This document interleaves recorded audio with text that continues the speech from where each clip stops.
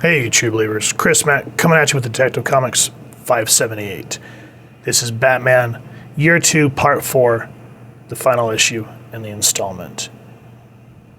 And this issue brings, everything to its climax in a very satisfying, very heartbreaking, enjoyable way. The print date on this issue was September 1987. And just like with the last 3 issues, I love how each one kind of opens up with this foreboding imagery of what's to come. And it's just a very welcome addition, just kind of like the aria in an opera. So Batman Year 2, Mike W. Barr writing, Todd McFarlane pencils, and I'm assuming ink as well. Adrian Roy, colorist, Todd Klein, letterer, and Denny O'Neil was the editor. And so this issue starts out with this kind of like the flubbed drug attempt from the last issue, which if you've not read the issue or seen our review, pause this, go check those out, and come back. Now what happens is Joe Chill here is talking to the mob family saying, well, let's try this again. We'll do it next Friday night. And while that's being planned, we see that the Reaper is out on the prowl.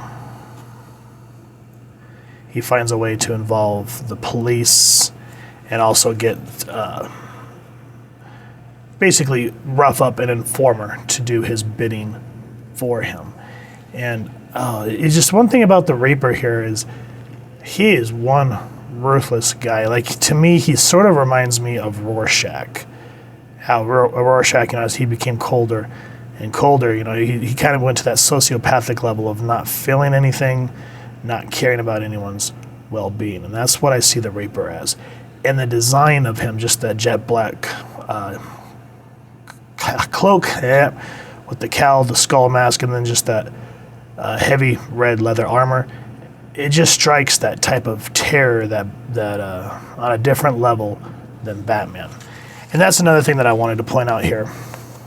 As we've gone through this, remember how I've talked about duality, how they show the duality of Batman, the duality of Judson Caspian being the Reaper, Rachel, who's Bruce's love interest, kind of being teetering on wanting to become a nun after the death of her mother.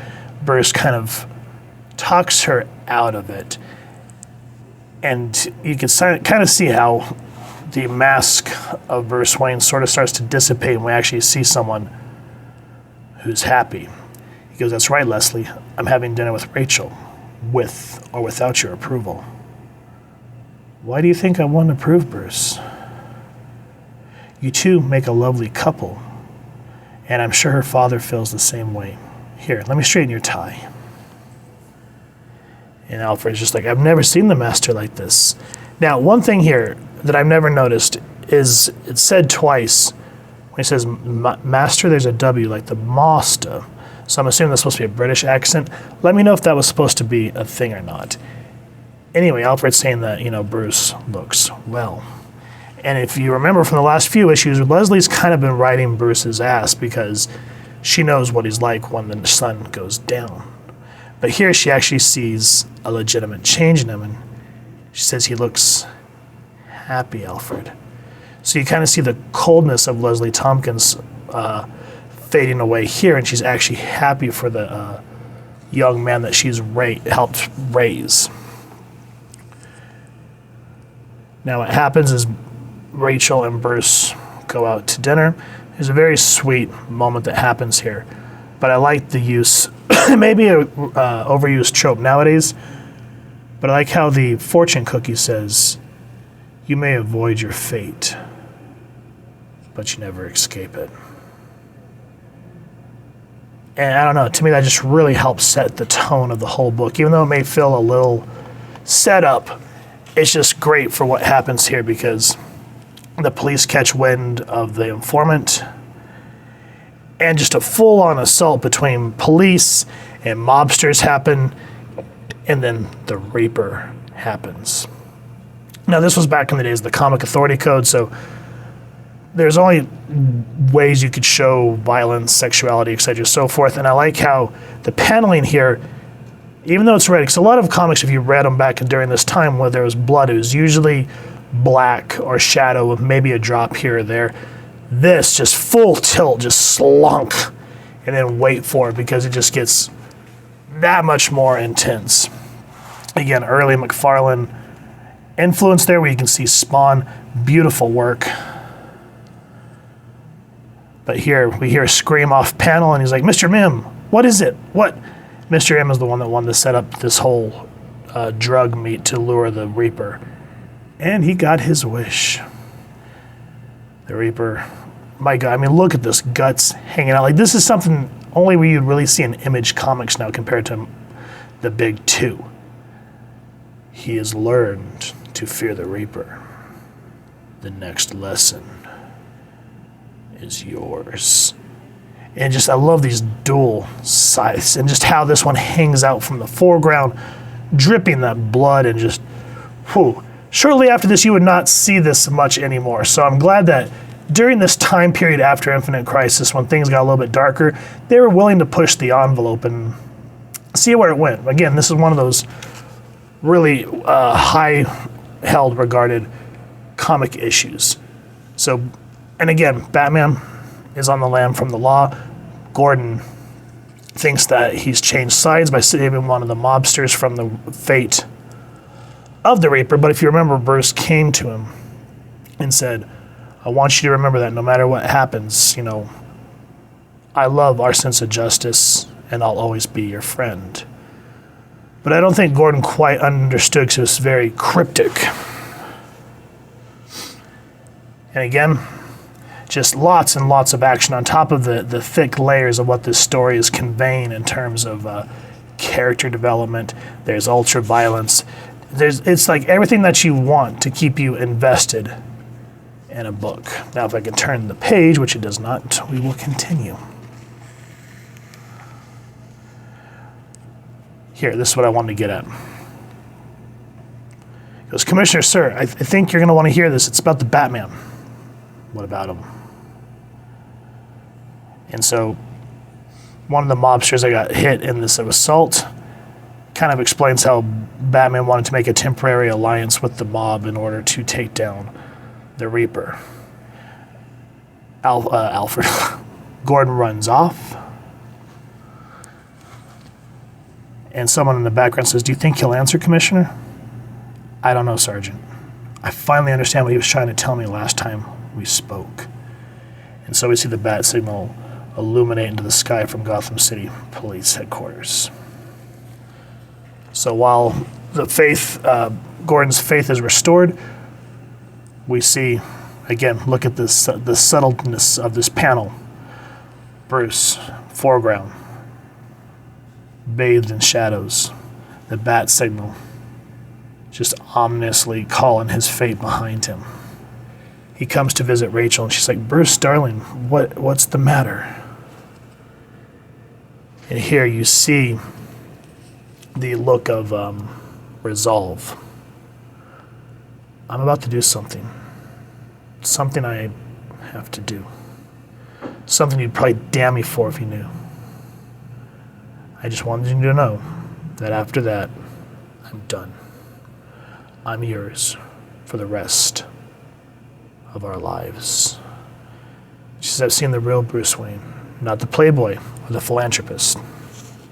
She says, go and do what needs to be done.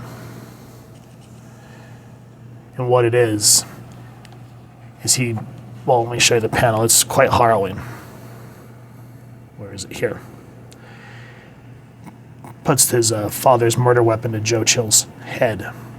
Wants to pull the trigger but can't bring himself to do it. So what he does is he awakes Chill. He's like, let me show you. Don't you recognize it? What is this place anyway? You should recognize it. Should I? You've been here, Chill. It was 20 years ago. And he talks about the death of his parents. And he's like, if that's what you say, how do you know? How? Again, spoiler alerts. Because I'm their son.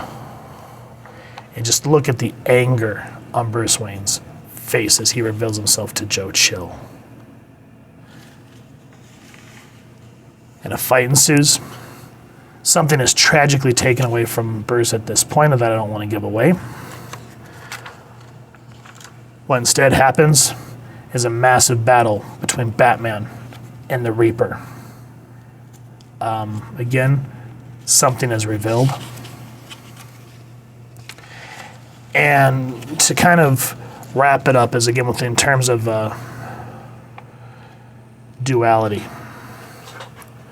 You know, we see Bruce trying to juggle his life as the Batman. We see Judson Caspian try to,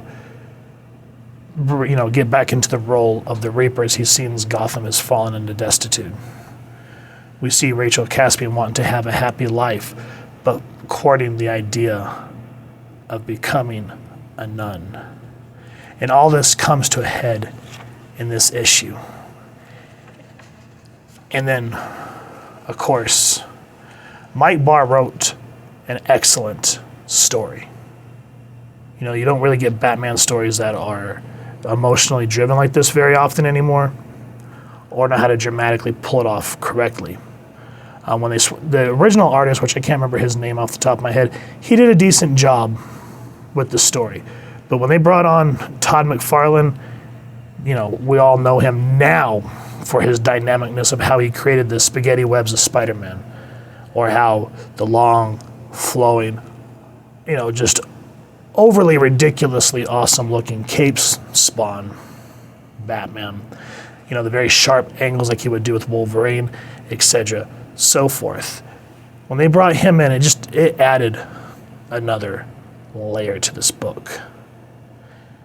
So everything that you would want in a comic book, guys: drama, action, suspense, betrayal, noirish detective feelings. It's everything is here. And then just, of course, just freaking eye candy. I love this panel. I would love to see if I couldn't beg Todd McFarlane himself to be like, can I have the original panel of this pretty please with sugar on top? But guys, with that said, I know I'm probably not saying anything new. Other people have reviewed the series, but Batman Year 2, definitely underrated. I see a lot of people, they always talk about the Killing Joke, the Long Halloween, Hush, and stuff like that. Yes, those are all very milestone markers of Batman's history, excellent stories. But this one, deserves to be up there on that level with everything else that's been adapted into film now, or just talked about with fans in general. And to a degree, I think a lot of fans don't understand that when they talk about The Mask of the Phantasm, they are also talking about Batman Year 2. And that's another reason why I love that movie so much, other than it being a masterpiece. So with that said, guys, Batman Year 2, highly recommend. If you can get the singles, do it. It's worth it. If not, get a collected trade, read it, and enjoy it. So if you've enjoyed this book, please first and foremost support your local comic shop and pick up a copy if you've enjoyed this review. We really would appreciate it if you take a moment to like, share, and subscribe. Helps the club channel more than you could possibly know. And if you wouldn't mind hitting that fancy little Reaper bell next to subscribe, that way as we continue to upload content, you guys will get notified. Come to the channel, and we love talking with you all and hearing your thoughts and feedback down in the comments below, or our social media pages, which I'll make sure to leave the links down in the description. So with all that said, thank you so much for stopping by. Hope you all continue to have an absolutely amazing day reading, and happy hunting, true believers.